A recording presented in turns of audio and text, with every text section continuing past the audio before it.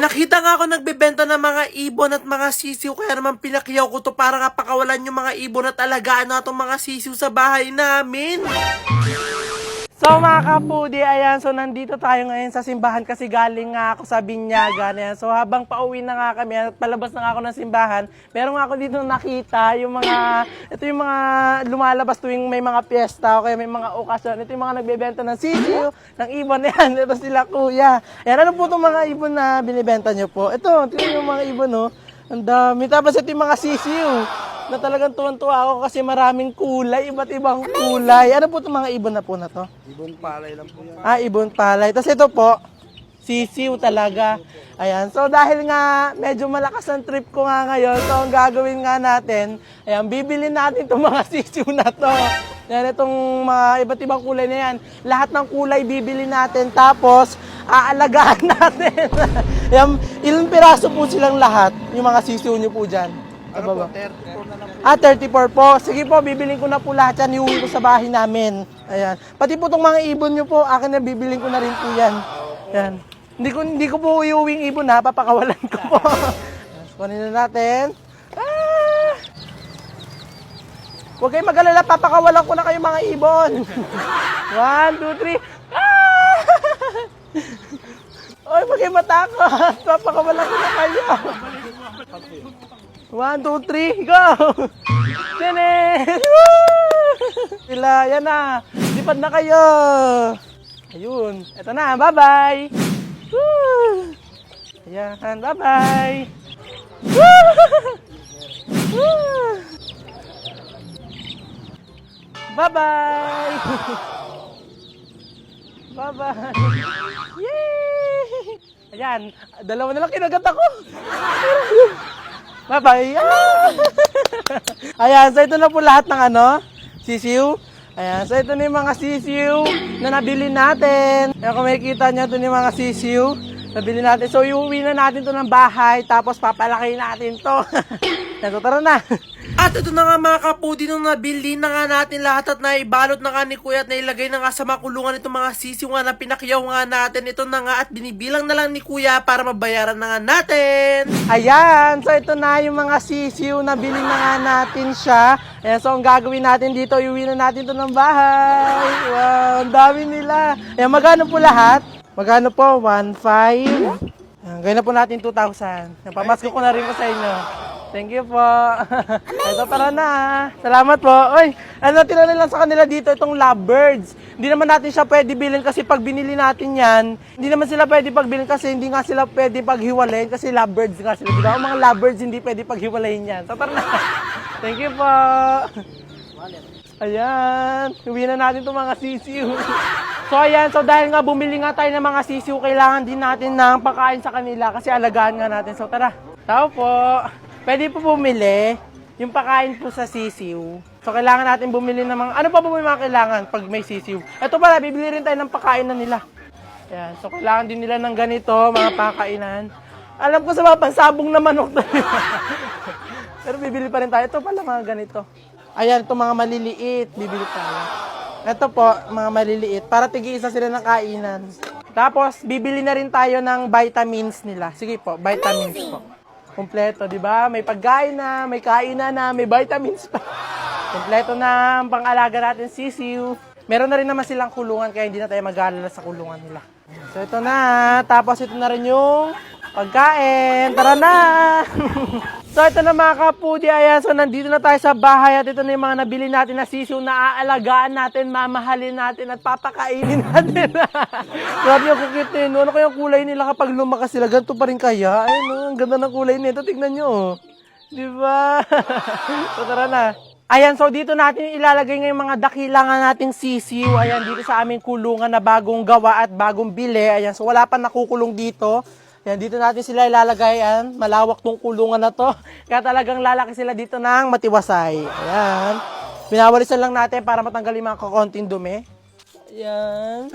Wow. Dito natin sila papakawalan lahat. Amazing! Ayan. So, pwede na sila ditong ilagay sa loob. So, tara, pakawalan na natin sila para malagay na natin sila dito sa kulungan. Tara. Tara na.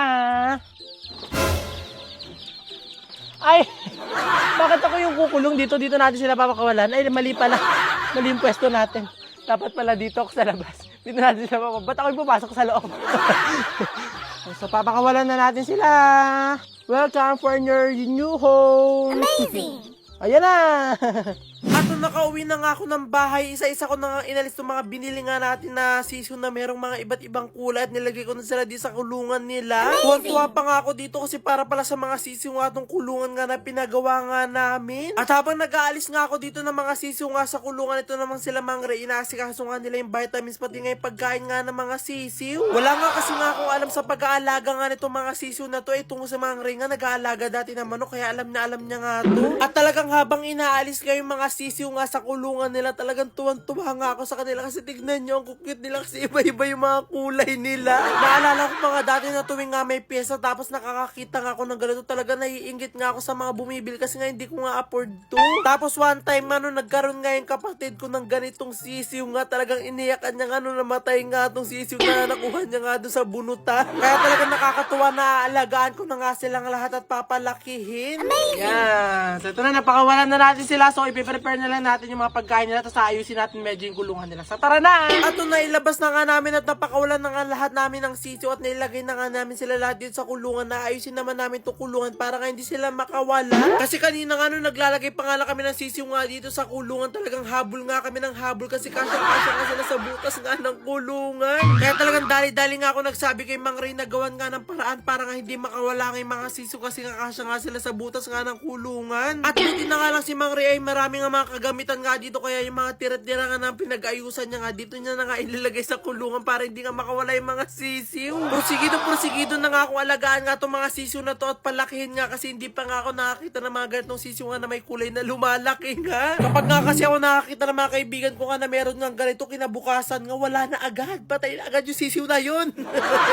Kaya talagang ngayon nga, talagang aalagaan ko nga na mabuti nga itong mga sisiw na to para nga hindi nga sila mamatay at lumaki nga sila. At maya nga lang malapit-lapit na nga matapos nga itong ginagawa nga ni Mang Ray para nga masecure nga itong mga sisiw nga na binili natin. At talaga namang sobrang saya ko na nga sa mga oras na to kasi talaga sobrang secure na nga nitong mga sisiw ko. So ito na nga mga kapudi, ayan, so finally naayos na nga natin yung kulungan ng mga sisiw nga na binili nga natin na aalagaan natin. Tignan nyo, ayan na sila, maayos na. Meron na ring mga harang at talagang hindi na sila makakalabas dyan sa kulungan nga na yan. Tapos nabigyan rin natin sila ng kakunting pagkain kanina para nga hindi sila magutom. Pero ngayon, papainumin na natin sila ng kanilang vitamins. Di ba may vitamins na sila? Tapos lalagyan pa rin namin yan ng ilaw kasi kailangan nila ng ilaw para mabuhay. So ito, nalagyan natin sila ng kanilang inumin.